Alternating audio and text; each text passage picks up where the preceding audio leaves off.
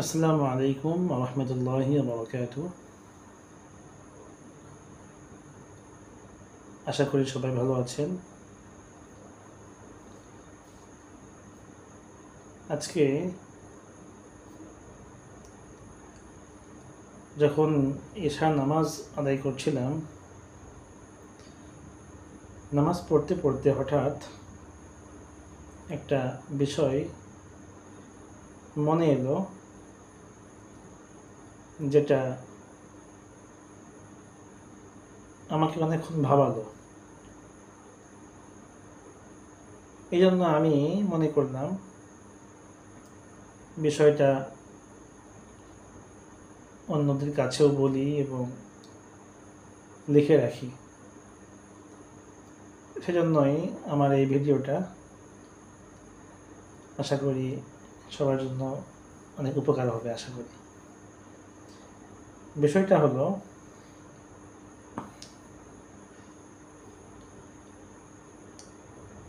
যখন আমাদের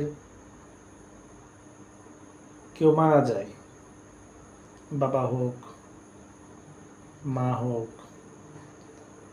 দাদি, নানি, আত্মীয় স্বজন, পাড়া প্রতিবেশী, অনেকেই মারা যায়।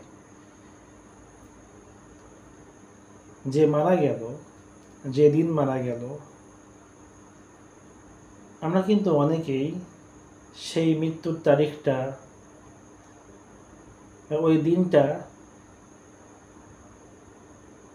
সেভাবে মনে রাখি না, যেভাবে আমাদের মনে রাখা দরকার।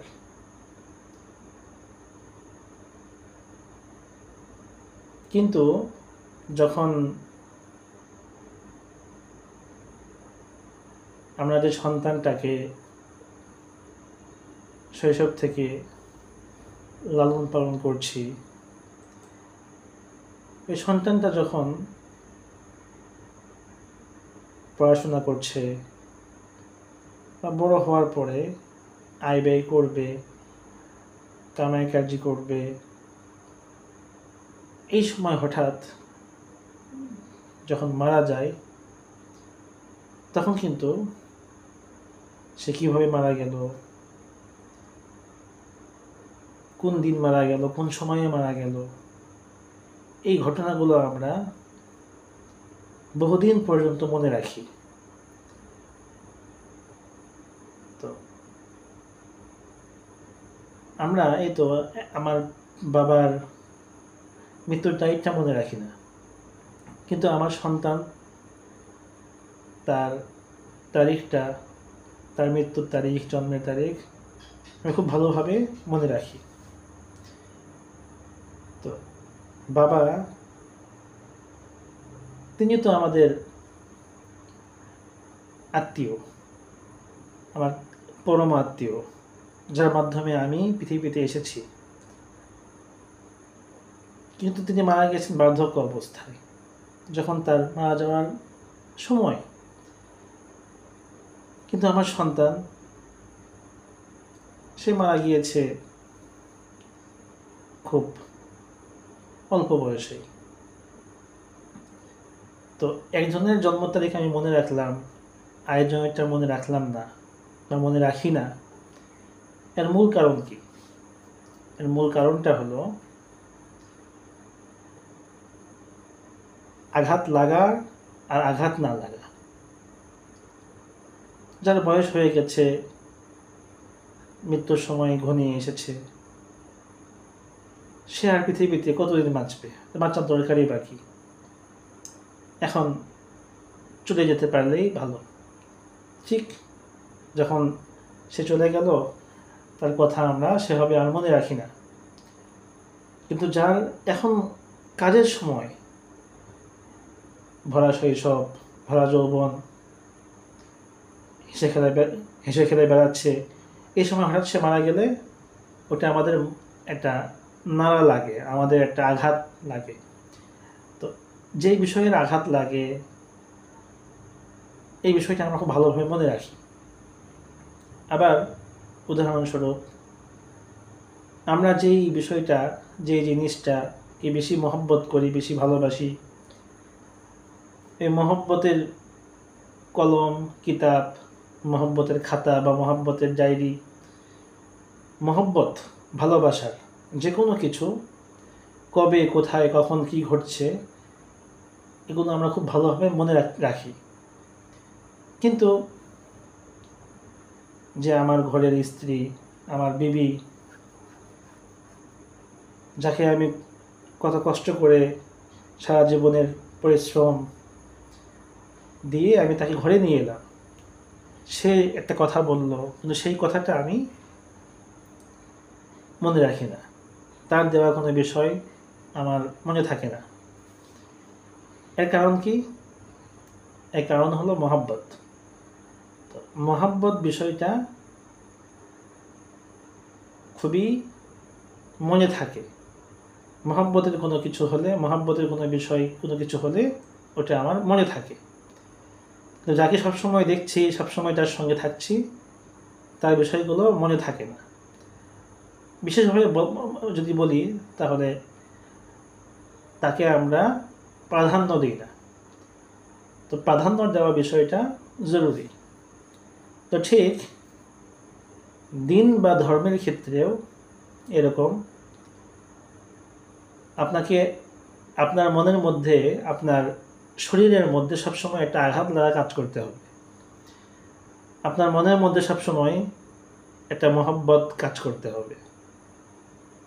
ওই মহব্বত থেকে, ওই আঘাত লাগা থেকে আপনি দিনই বিষয়কে প্রাধান্য দেবেন।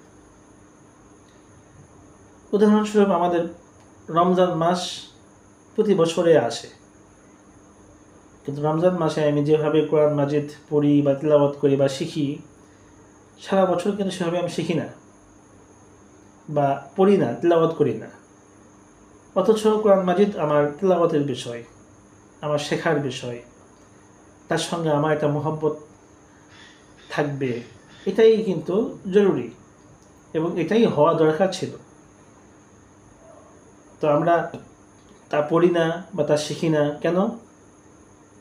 প্রাধান্য দেওয়াটা আমাদের সেভাবে হয়ে ওঠে না। যেমনভাবে আমি প্রাধান্য দিই একটা উপন্যাসকে, একটা ইতিহাসের বইকে, তো সেভাবে আমি কোরআন মাজিদকে প্রাধান্য দিই না, কারণ কোরআন মাজিদ তো আমার কাছে আছেই। তো মহব্বত লাগাটা আমাদের কাজ করে না। তো দিনী বিষয়ে মহব্বত থাকাটা জরুরি।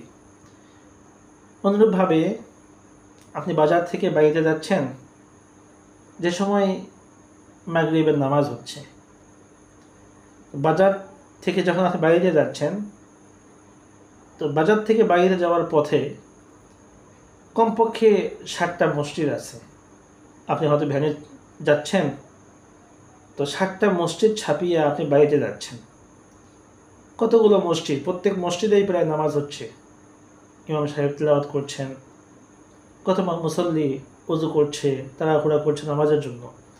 কিন্তু আপনি তো এই মসজিদগুলো পার হয়ে যাচ্ছেন, কিন্তু আপনার মধ্যে কি এই আঘাত লাগাটা কাজ করবে না যে আমি একটু নেমে আগে নামাজ পড়ে নিই, এরপরে বাসায় যাই?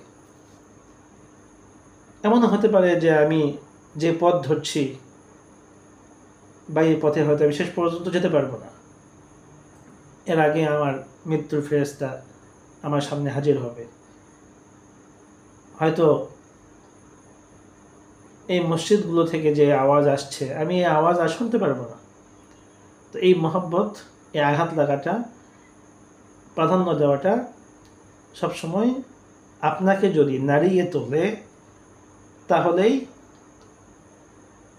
বোঝা যাবে যে আপনার মধ্যে দিনের বুঝ রয়েছে, দিনের ভালোবাসা রয়েছে, দিনটাকে প্রাধান্য দিতে হবে। তো একটা মূলনীতি হলো সর্বক্ষেত্রে মহব্বত এবং আঘাত লাগা কাজ করতে হবে দিন ধর্মের বিষয়ে।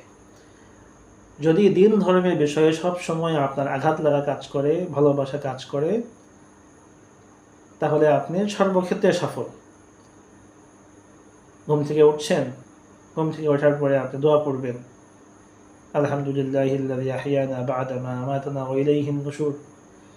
এরপরে আপনি পেশাবখানায় যাচ্ছেন, আল্লাহুম্মা ইন্নী আউযু বিকা মিনাল খুবুসি ওয়াল খাবাইস। পেশাবখানা থেকে বের হয়ে এলেন, গুফরানাকা আলহামদুলিল্লাহিল্লাযী আযহাবা আন্নিল আযা ওয়া আফানি। ঘর থেকে বের হয়ে যাচ্ছেন, বিসমিল্লাহি তাওয়াক্কালতু আলাল্লাহ। ভাত খাচ্ছেন, বিসমিল্লাহি ওয়া বারাকাতিল্লাহ। তো প্রতিটি কাজে নবীজির সুন্নাত, এই নবীজির দোয়াগুলোকে যখন আপনি প্রাধান্য দেবেন, তখন আপনার মধ্যে ভালো লাগা কাজ করবে। আবার যখন আপনি কোথাও সফরে যাচ্ছেন, সবাই তো নামাজ পড়ছে না, আপনাকে নামাজ পড়তে হবে। আপনি হয়তো মাদ্রাসায় পড়েন, সবাই হয়তো ক্লাস করে না, অনেকে ফাঁকি দিচ্ছে, কিন্তু আপনাকে ক্লাস করতে হবে। আপনি হয়তো অফিসে চাকরিরত বা কোনো মাদ্রাসায় চাকরি করেন, তো অনেক কর্মী আছে যারা ঠিক সময়ে যাচ্ছে না বা ঠিক সময়ে আসছে না, কিন্তু আপনাকে ঠিক সময় মতো কাজ করতে হবে, কারণ এটা আপনার দায়িত্ব। আর দায়িত্ব সম্পর্কে আপনাকে জবাবদিহি করতে হবে। আবার যখন আপনি মাদ্রাসায় পড়েন না, আপনি স্কুলে পড়েন, কলেজে পড়েন, বা মাদ্রাসা থেকে আপনি কলেজে আসছেন, তো আপনার যে দিনী লিবাস, ধর্মীয় পোশাকটা, এটাকে আপনি যদি পরিত্যাগ করেন, বর্জন করেন, যে আপনি কলেজে পড়েন, কলেজে থাকেন, তাই বলে কলেজের সবার মতো আপনার মাথা থেকে টুপি খুলতে হবে, আপনার দাড়িগুলোকে ছাড়তে হবে বা চাঁচতে হবে, আপনার জুব্বা থেকে আপনি এখন এক কাঁথা জুব্বা পরবেন বা জুব্বা ছেড়ে আপনি শার্ট প্যান্ট পরবেন, যদি এমন করেন, তাহলে কখনোই আপনার মধ্যে দিনের যে ভালোবাসা, দিনের যে মহাব্বত, এটা থাকলো না। তো একবার একটা গল্প বলি, আর কি গল্প বলে শেষ করে দিচ্ছি। একবার হযরত ইয়াকুব ভূপাদি রাহিমাহুল্লাহ সফরে ছিলেন। তো বোম্বাইয়ে এক যুবকের সঙ্গে দেখা। যুবক শার্ট প্যান্ট পরা, তারপরে স্যুট বুট পরা। তো তিনি ওখানে ছিলেন। তো এই যুবক অন্য সবাইকে বলছে যে আমাকে জিজ্ঞাসা করেন, ধর্ম সম্পর্কে আমাকে জিজ্ঞাসা করেন, দিন সম্পর্কে আমাকে জিজ্ঞাসা করেন, আমি অমুক, আমি তমুক। তো সে পরিচয় দিচ্ছে, আমি হাফেজ, আমি আলেম, আমাকে জিজ্ঞাসা করেন। লোকজন তাকে তেমন এড়িয়ে চলছে। তো ইয়াকুব আলী ভূপাদি রাহিমাহুল্লাহ তিনিও তাকে এড়িয়ে চলছেন। কিন্তু যখন শেষের দিকে, তখন ওই যুবকটা জিজ্ঞাসা করলো ভূপাদি রাহিমাহুল্লাহকে যে, হযরত, আমার একটা প্রশ্ন আছে। প্রশ্ন হলো, আমার নামাজে মন বসে না। তখন তিনি বললেন যে এমনটাই তো হওয়ার কথা, নামাজে মন না বসারই কথা। তিনি তাকে একটা উদাহরণ দিয়ে বিষয়টা বুঝালেন যে ব্যক্তি আতরের দোকানে কাজ করে, সে যদি চামড়ার দোকানে যায়, তাহলে তার যেমন একবার জীবনটা দুর্বিষহ উঠবে গন্ধে, ঠিক তোমার অবস্থা তাই। ব্যাস, এতটুকুই তিনি বললেন। তো এই উদাহরণ থেকে বোঝার বিষয় হলো যে আমি যেই পরিবেশে থেকে বড় হয়েছি, আমি যেই পরিবেশ সারা জীবন দেখেছি, সেই পরিবেশে না থেকে আমি যদি আমার লেবাসকে, আমার টুপিকে, আমার যেই ভিতরের যেই বেশভূষা, এটাকে আমি পরিত্যাগ করি, তাহলে এই পোশাককে পরিত্যাগ করাই আমার জন্য একসময় একটা দুর্বিষহ অবস্থা হয়ে উঠবে। আমি আগে যেভাবে নামাজ পড়তাম, এই পোশাক আশাক ইত্যাদি আমাকে নামাজ পড়তে দেবে না। এগুলো হলো একটা মোহ, ধোঁকা। এই ধোঁকাগুলো আমাকে দিন থেকে সরিয়ে রাখবে। তো আমাদেরকেও এই বিষয়গুলো লক্ষ্য রাখতে হবে যেন আমাদের ডিভাইস, আমাদের পার্থিব জীবনের লালসা, ধোঁকা, মোহ, এগুলো যেন আমাকে দিন থেকে কখনো দূরে না রাখে।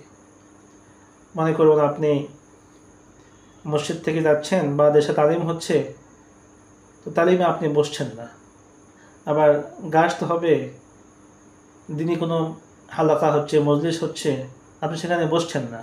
আপনাকে একজন জিজ্ঞাসা করলো, ভাই একটু বসেন, তখন আপনি বললেন যে আমার সময় নেই, 5 মিনিটের জন্য আপনি বসছেন না। তো তখন এই মহাব্বত, এই ভালো লাগাটা কাজ করতে হবে আপনাকে, যে এখানে তো দিন আলোচনা হচ্ছে, বাইরে আমার কত ব্যস্ততা, আমি যদি এই 5টা মিনিট সময় এখানে লাগাই, হয়তো বা এই 5টা মিনিটের বরকতে আমার বাইরের সমস্ত ব্যস্ততা আল্লাহ তাআলা অল্প সময়ের মধ্যেই সমস্ত ব্যস্ততা আমার সমাধান করে দেবেন। তো এই জন্য সর্বক্ষেত্রে আপনার দিনকে প্রাধান্য দিতে হবে। যদি আপনি একজন সাচ্চা মুসলিম বা মুমিন হতে চান, খাঁটি মুমিন হতে চান, সর্বাবস্থায় আপনাকে প্রত্যেকটা কাজে দিন খুঁজতে হবে।